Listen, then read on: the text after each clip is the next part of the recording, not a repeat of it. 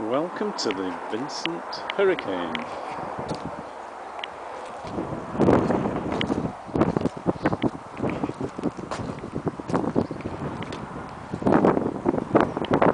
Kit car launched in 1983 by the Vincent family, designed as a complete body replacement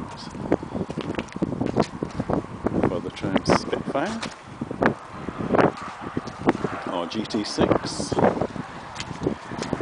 This one came into life in 1991. It was made in 85. It's been running around for the past 23 years.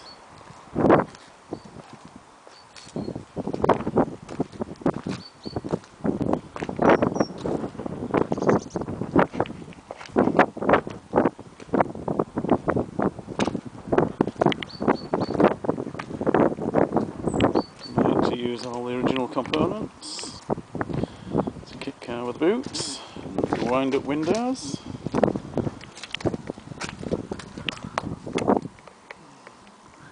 This one's pretty much as they designed it to be.